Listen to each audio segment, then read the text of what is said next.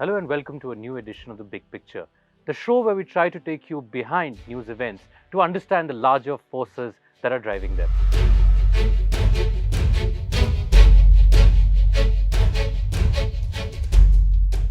This week, the People's Republic of China marked its 70th anniversary, on October 1 to be precise.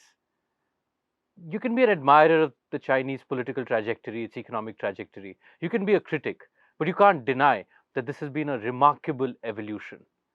To understand what's happening in China, its challenges, and how China will engage with the world in the coming years, as well as China interaction with India, I'm joined by a very distinguished guest.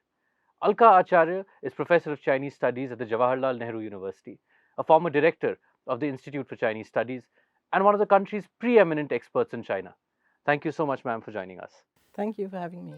In a piece that you did for the Hindustan Times on Saturday, you wrote about how the Chinese story is being summed up through the lives of three leaders, Mao, Deng, and President Xi. Do you want to talk to us a little bit about these three leaders and their signature contribution or signature imprint? And we are still going through President Xi's term in making China what it is today. No question about it that it is post 49 People's Republic of China.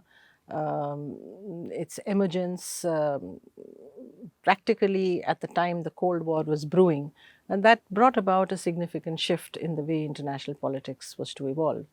To begin with, China was of course siding with the Soviet Union, but very soon fissures developed. Now, the emergence of the PRC, quite apart from the fact that it was a very significant Asian player to enter into the Cold War on the side of the Soviet Union, it meant a lot for Asia as well. And if you go back to that time, both Nehru and Mao, of course, so they never very brief interactions, but it was Zhou Enlai, the first premier, and Nehru, who actually spoke about the simultaneous emergence of India and China as the two great Asian civilizations, free from colonial yoke, setting up an example for other Asian countries, questioning international norms about how the Western countries had exploited, arguing for the developing countries. So this was very much a momentous development for international politics generally, but also for India and China. These are two countries which start on the developmental path. India went through the democratic route, peaceful revolution, the non-violent way. Mao's China went the violent way, but it was a break, a very substantial break that Mao and the Chinese Communist Party brought. From there, we see, so then this notion of having liberated China from the century-old exploitation, humiliation was a big thing. In fact, among many sections of China today, you will still have people who value Mao above Tang because they feel that liberation is far more fundamental to a human being than merely getting rich. So, you know, it's like he merely made us rich, but Mao liberated China. So that's really, and that liberation set China on this path for development, modernization. Tang comes along and changes the paradigm. And it's possible to argue that China had made a very new contribution to the way in which socialist construction would be pursued. Mao also in many ways was a very controversial figure. He did not even hesitate to challenge the party because he felt that it was not conforming to the ideals of socialism. And that cultural revolution really was the first shocker. So that's why you see post-Mao, Tang prizes stability. He talks about growth. He sees that as the major challenge. And then a very new paradigm comes about. China keeps a low profile, keeps pushing for engaging, integrating, and becoming a part of the global system. And that's really the story of how China emerges as a rich country. Now, with Xi Jinping, we come to a different stage because, of course, there you have leaders after Deng Xiaoping. You have Jiang Zemin, you have Hu Jintao. These people also very aggressively pursued the path of making China integrated in the world economy and benefiting from its membership of the WTO, which happened. And Xi Jinping comes along, and that's the point at which within China, the leadership, the Communist Party feels that they are now in a position to take a much more active role in world affairs. So you can see that three different leaders have contributed in three different ways and had a very different kind of a relationship with the world, with their neighbors, which has brought China to this path. And it is above all the way in which the party has motivated, mobilized, pushed, sometimes literally to persecution point, the people, and it's their sacrifices, their contribution. So it's a tremendous story of hard work, sacrifice, dedication, discipline, and of course the party in the center of things, devising policies which were fairly, I would say, well crafted, and having that flexibility to step back, reassess, come back. This has been the hallmark of the Chinese integration with the world, that they have this ability to be flexible in terms of shifting their strategy. So it's a lot of things, and there is, of course, a historical, civilizational, cultural matrix to all this, and we should not really discount that. So the common thread, ma'am, as you said, was the Chinese Communist Party. Now, once the Chinese economy started opening up, once its integration with the global economic order deepened, the conventional wisdom was that with economic growth, there would be an expansion of the middle class. After economic rise, people would start seeking political freedom, and there would be greater democratization of China. What we have seen is that the Chinese Communist Party continues to maintain an iron grip or a stranglehold in some ways.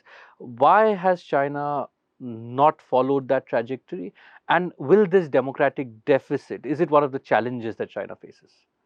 See, if you look at the larger discourse that comes out regarding this relationship between economic liberalization and political reforms or political liberalizations, the Western discourse has always been about putting the cart before the horse. I feel that they keep arguing that you should go in for more openness, greater political freedoms, democratic transparency, and all the rest of it. Uh, and that will actually benefit the way in which the market economy would function. Now, China is not a fully functioning market economy. It's certainly not a market economy on the lines of Western capitalist market economies. And historically, if you see, it's never been the case that political reforms have preceded economic consolidation and the gaining of a material kind of a base. Look at all the capitalist countries, their own evolution. Look at the four tigers in Asia. These countries actually went on the path of economic liberalization, and it was continued economic reforms, sustained changes in the way in which market forces were operating that actually provided the scope for democracy to evolve. So, why has that not happened in China? See, we also need to see at which stage China has reached. If you go simply by the fact that China occupies now the status of being the largest economy in GDP terms, then that really doesn't give you the full picture, because if you look at per capita income, it is still nowhere a match for the advanced countries. And the point that Xi Jinping is making, and the leaders before that, that we have to reach to a middle income country status, and that they still have not reached there. So it is the emergence of the middle classes, it is the rise in per capita income, there is the question of a level of economic prosperity across the board, which is why they are talking about banishing poverty by 2021. They are talking about reaching the status of a middle income developed country by 2030. It's only then that the process starts to actually move into the realm of autonomous action. And it's not as if this is completely clamped. there are red lines. There are certainly barriers beyond which you cannot go. So, no questioning the rule or the legitimacy of the Communist Party to rule, period. Any challenge to the Communist Party is not. For the rest, you will see that there are ways in which the Chinese people have found it possible to express their dissent, their anger. There are instances of violence. So, it's not as if everything is like, complete. It's not a totalitarian society. Except in Tibet and Xinjiang. Well, yeah, that of course is a different case entirely, and we can discuss that. But in the context, we were discussing in the context of this relationship between economic reform and political reform. And to my mind, the connection is straightforward. That China has yet to reach certain goals before the process of the relaxation in the authoritarian structures will come about. Now, it's argued that the Communist Party may well collapse before then under the weight of these kind of contradictions. My reading, however, is that it is a less likely scenario. There are a lot of factors which will have to happen simultaneously for this collapse to occur. The economy will have to go completely kaput. The disgruntled sections or the dissatisfied sections within China would have to really completely cross the thresholds of their tolerance. It's not happening because the one thing that has been in place since 2002, and that was again in response to continued social unrest, this policy of putting people first has been in place. And a whole slew of programs have been launched. Xi Jinping is addressing core questions that the people are unhappy about, the corruption within the party, questions of inflation and its impact on people's livelihoods. So there are responses that the party is evolving. And I think somewhere we need to also ask whether this insistence that political reforms must go hand in hand actually will work for these societies, because the nature of this the state market economic reform is such that there has to be a certain kind of a guidance in place. If you compare it with what happened in the Soviet Union, for instance, the state controls were removed in a pretty much immediate fashion. And things, so the Chinese have drawn their own lessons from what happened in the Soviet Union. And I think that's why they are going about it more incrementally. The one place where they have made a bit of a departure, which you mentioned in your opening answer, is in global affairs and the decision to be more assertive. Till a decade ago, we used to hear a lot about the peaceful rise of China. As its global assertiveness increases, do its interests start colliding more with established powers? I'm particularly speaking about the United States. And are we now heading to some kind of political and economic confrontation? We are already seeing the beginnings of a trade war. Look, for one thing, this whole discourse on this assertiveness that China is displaying is somewhat problematic. You have a country which has emerged as a major economic power in the world. Its political, military and other capabilities are commensurately strengthened. There is a certain comprehensiveness to this power that the Chinese are working at.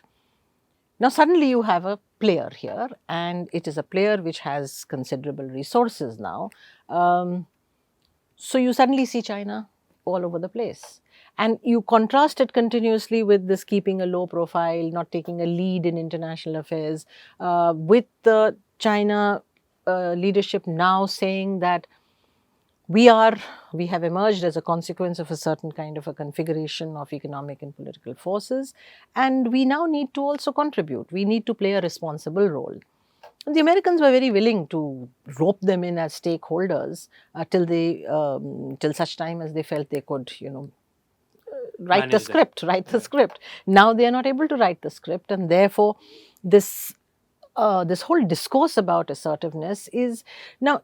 There are certain obvious things which catch the eye. The Chinese activities in the South China Seas, for instance. or the fact that the Chinese have amassed this huge amount of wealth which they are dishing out, and countries are somewhat ambiguous in the way in which they are relating to this new China. So it's like, to give a comparison, though of course it upsets many people, you have a country like India emerging as well. And what happens to the smaller players around? They immediately have certain problems with it. So the size of the country and its newly acquired abilities and its very active decision to pursue its interests make it a player that that It's you natural find. entities. So I think the question really is coming out here. How do the Americans and the Chinese now square it off? Because now the Chinese are taking a position that, well, this is an area where we are natural players, and they do believe that they are no match for the Americans at the moment, either in terms of economic resources or military resources or even cultural resources. And most of their approach is based on countering the Americans, not directly, but indirectly. So we have a very interesting kind of a game. They really wouldn't want that they should enter into a confrontation with, because as I told you, their goal is to reach 2030 to a middle income country. They want to wipe out poverty. They need that stability which is required for all this. So I do believe that we need to take a little more care in the way in which we Frame. understand, frame. There was a very interesting piece I had read some other time that what is it that we fear? Our fear of China, or the fear that the fear of China? You know, so. Is what kind of a threat China really is. I think we need to deconstruct that, because it's not very cut and dried. It's not a black and white situation. I don't think that China is a country which will be completely out of the business of negotiating or coming to terms with the larger good. We need to be able to. India's also policy is about how do you negotiate with China, how do you manage your interests vis-a-vis China. So I think that's really the question. How do we accommodate each other's interests and come to some kind of mutually beneficial solutions? In fact, that last point brings me to my inevitable India-China question. Uh, the narrative here has been that there are elements of cooperation with China and there are elements of competition. Sometimes one element overshadows the other. At other points, the other overshadows the first. What? How would you characterize the state of the relationship today? Are we seeing more competition than usual, or are we seeing a mix of the two? We are seeing more competition because currently our horizon is dominated by the Sino-Pakistani relationship and by some leftover problems which are still not reaching a solution. I think we need to look at this problem that is created for India, and I would say that yes, it is a real problem which is created by the Sino-Pakistani axis. Our problems with Pakistan and the fact that we have not yet sorted out all our problems with China make this a very worrying combination. Question is how to tackle it, and at the moment we seem to be literally against the China-Pakistan combine, and we are trying to build our own banks to be able to sort this out. Again, to my mind, there is no option but to get the Chinese to see the kind of concerns and our sensitivities in the matter. That I'm sure is going on. I mean, the two leaders would not be meeting if they did not feel that there is a place for them to be able to put these concerns squarely on the table. And it is obviously quite clear that the China-India economic partnership is in the other balance, as it were, and both sides are seeing considerable amount of benefit out here. How will this whole India-China problem is not just about a bilateral issue anymore. It's just, it's against, we have Our to, relationship with US, their relationship with yeah, so it's Pakistan, all against of a it comes in. larger backdrop of the global kind of there is a structural kind of a change, a shift that is taking place. You see the Americans and the Western Europeans generally taking positions regarding the existing architecture, which actually brings India and China together. They are reneging on their commitments. They are actually trying to push the globalization that has benefited a lot of developed countries. They're trying to sort of push those things aside. So, so economic and strategic, because clearly the China challenge is now making them take positions on issues where they're wanting people to choose. At the regional level, the dynamics are somewhat different. China is poised and I think quite central to the newer equations, the newer formations that are happening. And here is where we may also rub up against the Chinese, because we are clearly not as well endowed with resources and so on to be able to compete with the Chinese. So we have to really see how to pursue our interests in these new formations where the Chinese are taking a bigger and bigger role. And then there is that immediate environment where the reality of China in India's neighborhood is now wide open. I mean, you cannot contest that. Question is, how do you respond to this? And I do believe that in the short to medium term, we have to devise a strategy where we are not seen as standing against the Chinese, because that puts our neighbors in a quandary. Do they have to choose between, because China's investments in South Asia, China's engagements in South Asia are of a considerable order now. We need to take so we are talking about how we need to take our neighborhood with us, which means that we do not get into a situation where the neighbors have to choose. So Sometimes how they'll do make we choices that we don't like? Exactly. So how do we actually now address our immediate neighborhood, where China is now a factor in practically the relationships that we have with all our neighbors? How do we deal with the China in the larger region where our interests are taking us into Southeast Asia, to Central Asia? So we are going to be rubbing up with the Chinese there. Definitely. And then this larger global kind of a structural change. On all these issues, we have to now start thinking very actively how to position ourselves. My final question, ma'am, I'll go back to one of the domestic challenges we spoke about briefly, Tibet and Xinjiang. But the protests that happened last week, even as China was celebrating its 70th anniversary, was in Hong Kong. Are these now potential sources of vulnerability for the Chinese regime? Undoubtedly. Undoubtedly. I think the degree of repression that we are seeing here is unprecedented, even if we take into account the entire length of the PRC's existence. This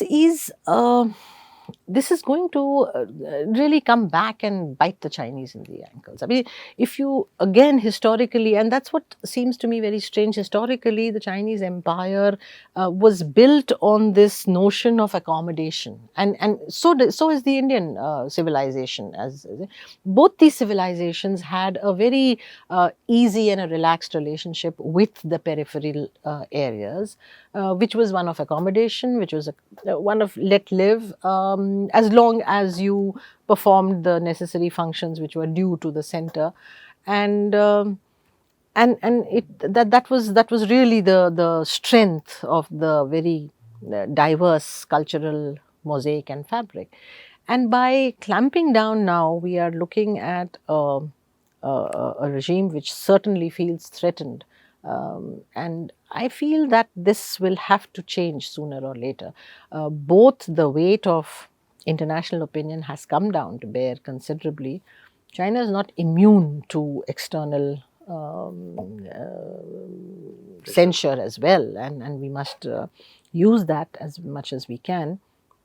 But equally, I think now Hong Kong as well, and then Taiwan, they really cannot afford to be in a situation where they are having to use force practically all along their borders. So there are obviously two options. One is that you do crack down and send a message everywhere that we will not tolerate dissent at all, or we'd start to see.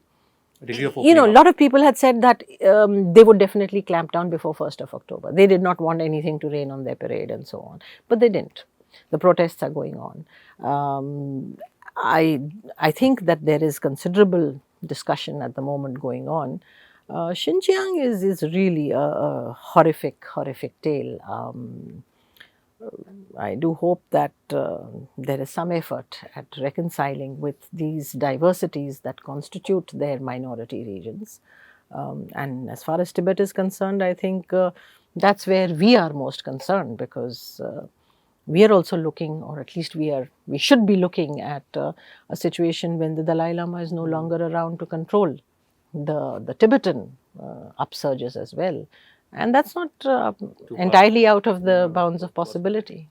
Thank you so much, ma'am. This was a really nuanced take on both China's domestic trajectory as well as India China relations and China's place in the world. And I think we are often susceptible to more black and white narratives that don't do justice to this complexity. Thank you once again. Thanks. Thank you, and please join us for the next edition of The Big Picture next week.